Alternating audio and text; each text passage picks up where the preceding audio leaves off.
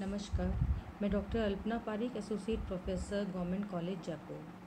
आज second year के second paper भारतीय राज्य व्यवस्था में से हम भारतीय संविधान की विशेषताओं का वर्णन करेंगे। भारतीय संविधान अनेक विशेषताओं से युक्त है और भारतीय संविधान का स्वरूप मिला जुला है। इसमें बहुत सारी बातें अनूठी हैं जो कि हमें जाननी है। सबसे पहले भारतीय संविधान की जब हम बात करते हैं तो संविधान का निर्माण एक संविधान सभा के द्वारा किया गया है। जब हम निर्माण की बात कर रहे हैं, इसका तात्पर्य है कि भारतीय संविधान जो है वो निर्मित है, अर्थात भारत का संविधान जो है वो ब्रिटेन के संविधान की भांति विकास का परिणाम नहीं है, अपितु एक निश्चित समय में एक निश्चित सभा के द्वारा निर्मित किया गया है। भारतीय संविधान जो है वो लोकप्रिय प्रभुसत्ता पर आधारित है, अर्थात लोकप्रिय प्रभुसत्ता का तात्पर्य है कि ये जनता के द्वारा निर्मित है और अंतिम रूप से संविधान की जो संविधान के द्वारा जो शक्ति है वो जनता को समर्पित की गई है। भारतीय संविधान जो है वो जनता के द्वारा निर्मित, अधिनियमित और अंगीकृत है। दूसरी विशेषता यदि हम देखें तो निर्मित, लिखित और व्यापक संविधान है। जैसा कि मैंने अभी बताया कि निर्मित का मतलब है कि भारतीय संविधान जो है वो विकास का परिणाम ना होकर एक संविधान सभा के द्वारा इसका एक निश्चित समय पर निर्माण किया गया है। भारत में संविधान सभा को इसका निर्माण करने के लिए 2 वर्ष 11 महीने और 18 दिन का समय लगा। लिखित इस मायने में है कि भारत के संविधान निर्माताओं ने इसकी समस्त बातों को लेखबद्ध किया है, अतः भारतीय संविधान जो है वो लिखित संविधानों की श्रेणी में शामिल है।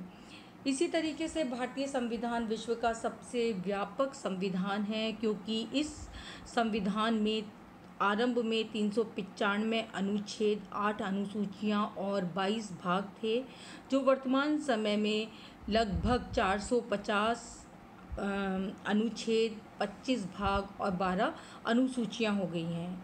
भारतीय संविधान केवल एक संविधान नहीं है, वरन देश की एक संवैधानिक और प्रशासनिक पद्धति के महत्वपूर्ण पहलुओं से संबंधित एक विस्तृत संहिता भी है।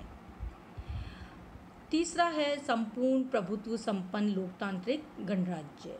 संपूर्ण प्रभुत्व संपन्न लोकतांत्रिक गणराज्य का तात्पर्य है संपूर्ण प्रभुत्व संपन्न, अर्थात भारत पूर्ण रूप से स्वतंत्र है, इस पर किसी भी बाह्य सत्ता का अधिकार नहीं है। आंतरिक रूप से भारत पूर्ण स्वतंत्र है। भारत अंतर्राष्ट्रीय संधि, समझौते आदि करने में स्वतंत्र है, किसी भी बाह्य सत्ता का उस पर दबाव नहीं, अधिकार नहीं है। लोकतांत्रिक गणराज्य भारत में शासन सत्ता अंतिम रूप से जनता के पास है, अतः ये लोकतांत्रिक पद्धति का अनुसरण करता है। गणराज्य यानी भारत का जो प्रधान है वो अपना पद वंशानुगत आधार पर ग्रहण नहीं करता, अपितु अप्रत्यक्ष जनता के द्वारा निर्वाचित राष्ट्रपति होता है। चौथी विशेषता है इसकी समाजवादी राज्य। संविधान की प्रस्तावना में हमने पढ़ा था कि 42वें संवैधानिक संशोधन 1976 के द्वारा भारतीय संविधान निर्माताओं ने इसमें समाजवाद को समाहित किया, अर्थात समाज के समस्त साधनों पर संपूर्ण समाज का अधिकार होगा। धर्मनिरपेक्ष राज्य, इसको भी संविधान संशोधन 42वें संवैधानिक संशोधन 1976 में जोड़ा गया था, अर्थात राष्ट्र का अपना कोई धर्म नहीं होगा, राष्ट्र के समक्ष सभी धर्म समान होंगे और वो समान रूप से उनका संरक्षण करेगा। छठी विशेषता है कठोरता और लचीलेपन का समन्वय। किसी भी संविधान को हम कठोर या लचीला उस आधार पर कहते हैं जिस आधार पर संविधान में संशोधन प्रणाली को अपनाया जाता है। ब्रिटेन का संविधान विश्व का सबसे लचीला संविधान है। अमेरिका का संविधान विश्व का सबसे कठोर संविधान है, किंतु भारत का संविधान जो है वो लचीले और कठोर का मिश्रण है, अर्थात भारत का संविधान अनम्य और नम्य का मिश्रण है। किस तरीके से है? जिस संविधान में संशोधन साधारण कानूनों की भांति हो जाता है उसे हम लचीला संविधान कहते हैं। अर्थात साधारण कानून का निर्माण और संविधान में संशोधन करने की प्रक्रिया लगभग समान होती है, उसे लचीला संविधान कहते हैं। और जिस संविधान में संशोधन करने के लिए साधारण कानून से भिन्न प्रक्रिया अपनाई जाती है उसे कठोर संविधान कहा जाता है। लेकिन मैंने आपको बताया कि भारत का संविधान मिश्रित संविधान है। वो इसलिए है क्योंकि भारत में संशोधन करने के लिए 3 तरीके अपनाए गए हैं। कुछ विषय ऐसे हैं जिनमें साधारण बहुमत से संशोधन हो जाता है, कुछ विषय ऐसे हैं जिनमें संशोधन करने के लिए संसद के सभी सदस्यों के बहुमत के अतिरिक्त उपस्थित एवं मतदान में भाग लेने वाले सदस्यों का 2/3 बहुमत आवश्यक होता है। तीसरा तरीका है संसद के बहुमत एवं उपस्थित व मतदान में भाग लेने वाले सदस्यों के अतिरिक्त 2/3 बहुमत के अतिरिक्त आधे से अधिक राज्यों के विधानमंडलों के अनुसमर्थन की भी आवश्यकता होती है। भारतीय संविधान की अगली विशेषता है संसदात्मक शासन व्यवस्था। देखिए, लोकतांत्रिक देश में 2 प्रकार की शासन व्यवस्थाएं होती हैं, एक अध्यक्षात्मक शासन व्यवस्था और एक संसदात्मक शासन व्यवस्था। अध्यक्षात्मक शासन व्यवस्था जहां कार्यपालिका का स्वरूप एक सा होता है, जहां कार्यपालिका और व्यवस्थापिका अलग अलग होती हैं, जहां पर देश का वास्तविक प्रधान और नाम मात्र का प्रधान एक ही होता है, उनमें कोई अंतर नहीं होता। संसदात्मक शासन व्यवस्था में 2 तरीके की कार्यपालिका होती है, एक नाम मात्र की और एक वास्तविक। अर्थात देश का प्रधान अलग होता है जो नाम मात्र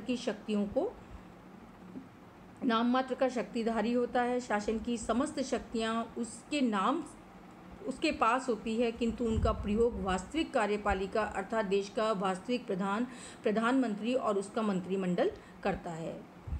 व्यवस्थापिका एवं कार्यपालिका के आपसी संबंधों के आधार पर, जैसा कि मैंने आपको बताया, 2 प्रकार की शासन व्यवस्थाएं होती हैं, संसदात्मक और अध्यक्षात्मक।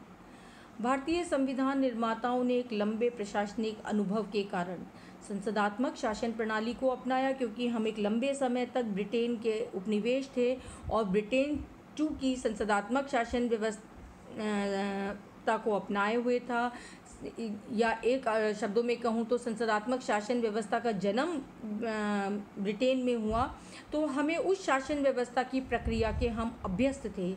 तो अनुभव के कारण, लंबे प्रशासनिक अनुभव के कारण हमारे संविधान निर्माताओं ने भारत में संसदात्मक शासन प्रणाली को अपनाया।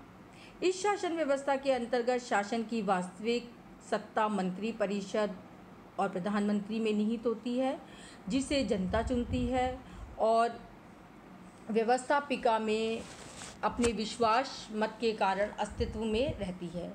राष्ट्रपति व राज्यपाल संवैधानिक प्रमुख होते हैं। भारतीय संविधान की अगली विशेषता है एकात्मक लक्षणों से युक्त संघात्मक शासन व्यवस्था। भारतीय संविधान के प्रथम अनुच्छेद इंडिया अर्थात भारत राज्यों का एक संघ होगा लिखा गया है। संघात्मक शासन व्यवस्था का तात्पर्य है कि शासन सत्ता का विकेंद्रीकरण होगा। शासन सत्ता केंद्र और इकाइयों के मध्य विभाजित होगी। अमेरिका में संघात्मक शासन व्यवस्था का एक सर्वश्रेष्ठ उदाहरण अमेरिका है, जिसमें एक केंद्र सरकार है और 50 राज्यों या इकाइयों की सरकारें हैं। वहीं ब्रिटेन जो है वो एकात्मक शासन व्यवस्था का बहुत अच्छा उदाहरण है, जहां शासन की समस्त शक्तियां एक ही सरकार अर्थात केंद्र सरकार के पास निहित है। भारत ने इन दोनों का मिश्रण कर दिया। अर्थात भारतीय प्रशासनिक व्यवस्था को देखते हुए भारत ने संघात्मक शासन व्यवस्था को अपनाया, लेकिन इस व्यवस्था में कुछ तत्व ऐसे हैं, कुछ बिंदु ऐसे हैं जो एकात्मकता की तरफ भी झुके हुए हैं। भारत में संघात्मक शासन व्यवस्था को अपनाया गया है, अर्थात हमने अपनी शक्तियों का विकेंद्रीयकरण किया है। शासन की सत्ता दो केंद्रों, मतलब शासन की सत्ता एक केंद्र और राज्यों के पास रहेगी। इन शक्तियों का विभाजन हमने सूची प्रणाली के आधार पर किया है। हमने 3 सूचियां बनाई हैं और 3 सूचियों के माध्यम से केंद्र और राज्यों के मध्य शक्तियों का बंटवारा किया है। संघ सूची, राज्य सूची और समवर्ती सूची। तीनों सूचियों में हमने केंद्र सरकार के विषय और राज्य सरकार के विषयों का उल्लेख किया है। इसके अतिरिक्त जो विषय इन सूचियों में सम्मिलित नहीं हुए, एक अवशिष्ट सूची और हमने बनाई है। हमने केंद्र सूची जो है, संघ सूची जो है, उसके विषयों पर कानून बनाने का अधिकार केंद्र सरकार को दिया है। राज्य सूची के विषयों पर कानून बनाने का अधिकार राज्य सरकारों के पास है। समवर्ती सूची पर कानून बनाने का अधिकार केंद्र और राज्य दोनों को है, किंतु विवाद की स्थिति में केंद्र सरकार का निर्णय मान्य होगा। इसी तरीके से अवशिष्ट सूची जो है उसको हमने केंद्र सरकार को प्रदान किया है, अर्थात अवशिष्ट सूची के विषयों पर कानून बनाने का अधिकार केंद्र सरकार का है। उच्चतम न्यायालय को अर्थात सर्वोच्च न्यायालय को हमने संविधान का संरक्षक बनाया है, अर्थात संघात्मक शासन व्यवस्था को बनाए रखने के लिए एक सर्वोच्च न्यायालय की आवश्यकता होती है, ताकि शक्तियों के विभाजन में किसी तरीके का विवाद हो तो उसको सुलझाया जा सके। जैसा कि मैंने आपको अभी भी बताया कि संघात्मक शासन व्यवस्था को अपनाने के पश्चात भी हमने संविधान में कुछ ऐसे प्रावधान भी किए हैं जो कि इस ओर इशारा करता है कि भारत एकात्मकता की तरफ भी झुका हुआ है। जैसे एकहरी नागरिकता, जहाँ संघात्मक शासन व्यवस्था होती है वहाँ दोहरी नागरिकता होती है, एक केंद्र सरकार की और एक राज्य सरकार की, किंतु भारत में एक ही नागरिकता का प्रावधान है, केवल भारत सरकार की।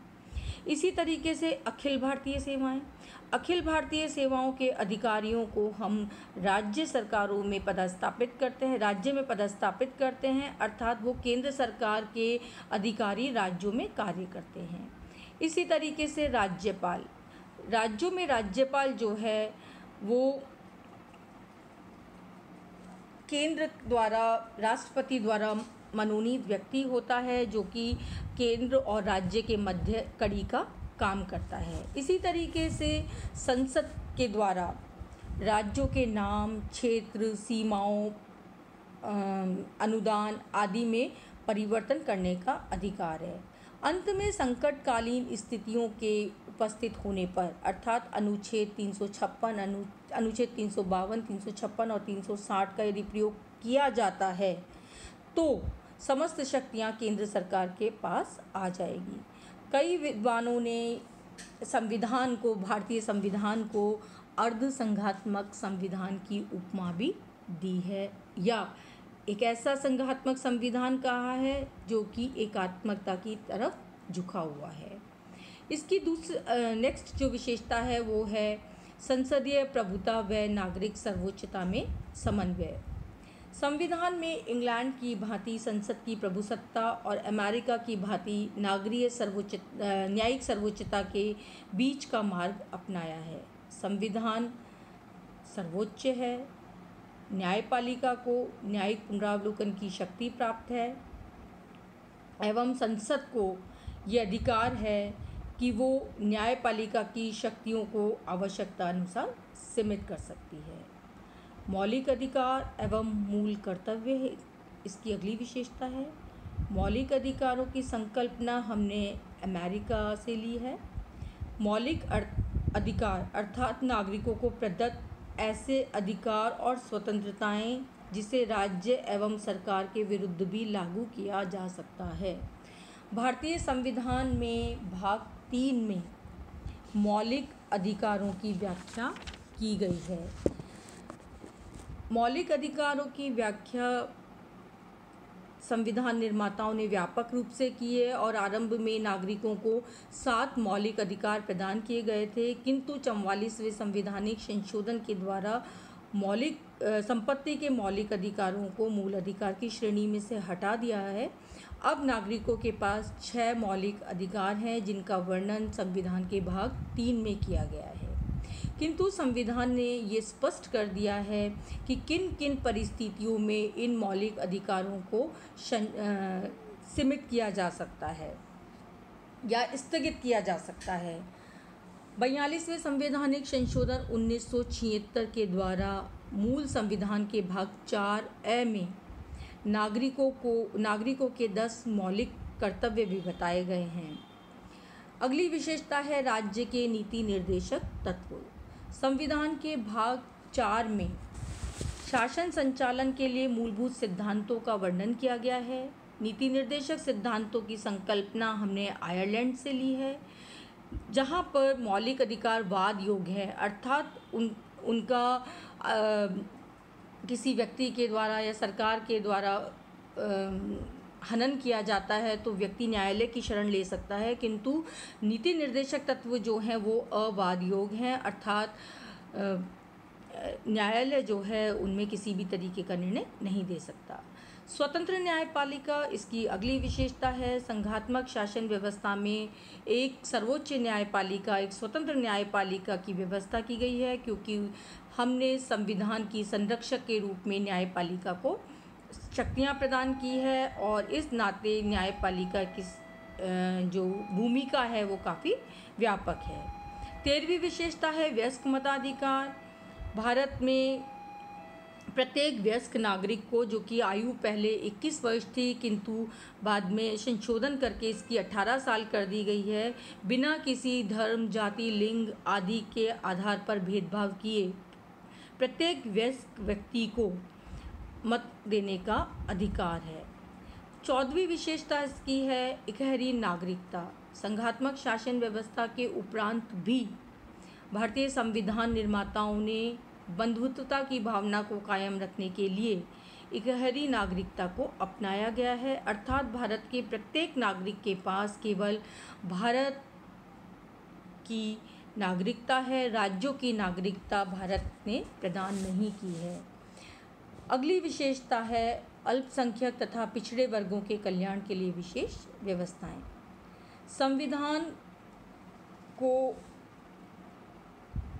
संविधान में अल्पसंख्यकों के धार्मिक, भाषाई एवं सांस्कृतिक हितों की रक्षा के लिए विशेष व्यवस्था संविधान में की गई है। भारतीय संविधान में अनुसूचित जाति, जनजाति को आरक्षण प्रदान करके मुख्य धारा में लाने के प्रावधान किए गए हैं। इसी तरीके से महिलाओं को भी आरक्षण की व्यवस्था करके उन्हें मुख्य धारा में लाया गया है। अगली विशेषता है कल्याणकारी राज्य। जैसा कि आप सभी जानते हैं कि भारत एक लोक कल्याणकारी राज्य है, अर्थात भारत एक वेलफेयर स्टेट है, जहां पर राज्य के कार्यों को जनता के हितों को ध्यान में रखकर किया जाता है। उनकी नीतियां जो है वो जनता के कल्याण के लिए बनाई जाती हैं। विश्व शांति का समर्थक भारत सदैव वसुदैव कुटुंबकम की नीति को पालन करता है। अंतर्राष्ट्रीय राजनीति में यदि हम हमारी विदेश नीति की चर्चा करें तो पंचशील का सिद्धांत हमें, या गुटनिरपेक्षता का सिद्धांत हमें विश्व शांति का समर्थक बताता है और उस दिशा में हम प्रयास निरंतर करते रहते हैं कि विश्व में शांति का भारत जो है अग्रदूत बना रहे। भारत के संविधान की विशेषताओं का वर्णन और व्यापक हो सकता है, किंतु समय सीमा की सीमितता को देखते हुए इसे अब मैं समाप्त करती हूँ। धन्यवाद।